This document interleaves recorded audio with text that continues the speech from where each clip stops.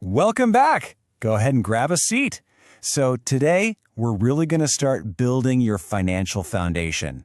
If you remember from our previous lesson, we went over kind of a tough truth, right? The rich don't work for money. Well, today, I'm going to show you what they actually do instead. Think about it like this. If you're going to build the Empire State Building, the very first thing you do is dig a massive hole and pour a rock-solid foundation, right? You would never try to build a skyscraper on like a 6-inch concrete slab. But honestly, in their rush to get wealthy, that's exactly what most people do. They try to build this huge financial empire on a tiny 6-inch slab of financial literacy. And while eventually, it just topples over. Now, financial literacy isn't just about reading words in some dusty textbook. It is entirely about reading the numbers. And, more importantly, it's about understanding the story of cash flow that those numbers are trying to tell you. Listen, if you can't read the numbers, you really just can't tell a true asset from a hole in the ground. Okay, let's just dive right into the core of the whole thing. There is really only one rule you need to remember on your path to wealth, and it is absurdly, beautifully simple. Actually, it's so simple that a lot of highly educated adults completely miss it. They kind of feel like it's beneath them to study basic definitions, you know? So, rule number one is knowing the exact difference between an asset and a liability. Listen closely here. An asset is simply something that puts money into your pocket. Period. The end. Whether you're sleeping, on vacation, or actually physically working, a true asset is just constantly funneling cash right into your wallet. A liability, on the other hand, well, that's a financial vacuum. It's something that continuously sucks money right out of your pocket month after month after month. And that right there is the entire foundational secret. If you want to be rich, you simply have to dedicate your life to buying actual true assets. And this is exactly where the paths diverge. The rich spend all their time and energy acquiring real assets. The poor and middle class, though, they acquire liabilities, but they falsely believe they're buying assets.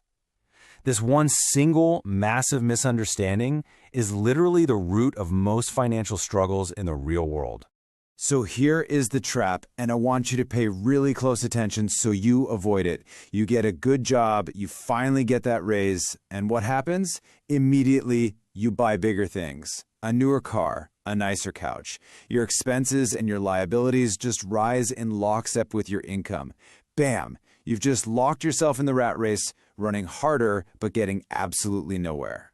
Which brings us to a huge question. Why do doctors, accountants, and all these highly educated professionals often struggle financially?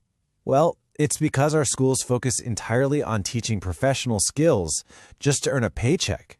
They teach you absolutely nothing about how to manage and protect that money once you actually make it. Just look at how the money flows. The middle class essentially drains their hard-earned cash into taxes, heavy mortgages, and credit card debt. It's like a sinkhole. The rich, however, plant their money like little seeds into things like dividends, interest, and real estate. It's the exact same dollar bill, but it tells a radically different story depending on where you direct it.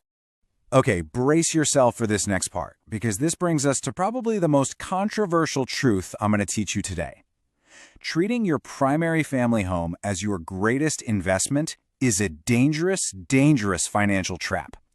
Society totally brainwashes us into thinking it's an asset, but the truly wealthy, they understand it's actually a liability.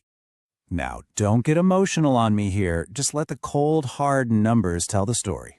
A bigger home means a bigger mortgage, climbing property taxes, really costly insurance, and endless maintenance. It is literally a vacuum taking money straight out of your pocket every single month. And remember our golden rule? If it takes money out, it's a liability. Now, you're probably sitting there thinking, wait, does this mean I should literally never buy a house? No, not at all. But here is the secret. When the rich want a luxury, like a massive new house, they don't buy it directly. First, they buy income-generating assets, and then they use the cash flow from those assets to actually pay for the house. It's brilliant. So, your ultimate mission in life has to be relentlessly building your asset column. all while strictly keeping your expenses and liabilities as low as humanly possible. I want you to think of your asset column as a fortress. Once a dollar goes into that fortress, you lock the gate.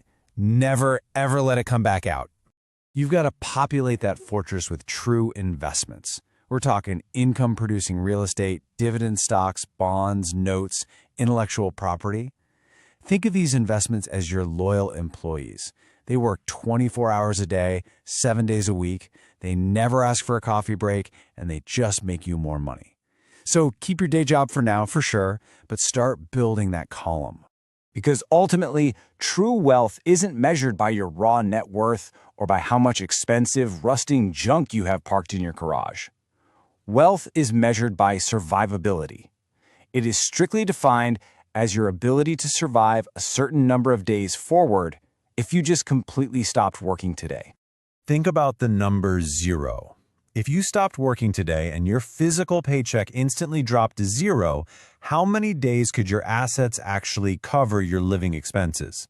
When the passive cash flow from your assets finally equals your monthly expenses, well, congratulations, you're wealthy. You are truly free. So I'm going to leave you with this question to ponder before our next meeting. Is your money actively working for you, or are you trapped working for it?